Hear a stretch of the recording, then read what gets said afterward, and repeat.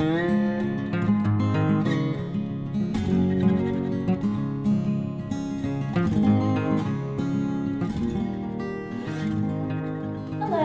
my name is America Witten, and I'm a project manager here at Yeti. Today I'm going to share with you 3 of my favorite tips for managing projects.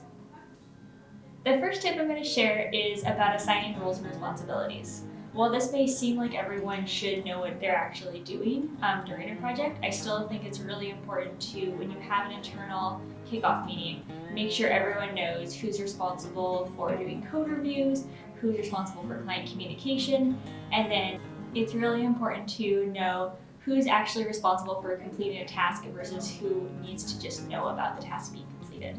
You can do this really easy using a receipt chart, or you can come up with your own roles and responsibilities per project and document them for your team.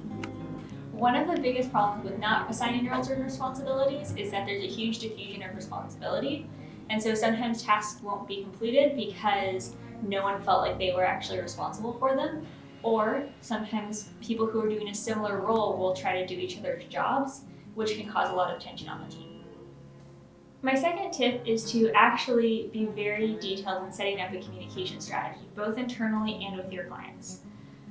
We like to designate what Slack will be used for, what email is used for, and then what other communication tools such as phone calls or texts are used for. This way, if your team decides that they just want to keep small conversations to Slack and handing over deliverables, everyone's aware of that and it can always go through the correct communication channel, or if there's an emergency, you know whether or not you can call the client and or who you should be calling.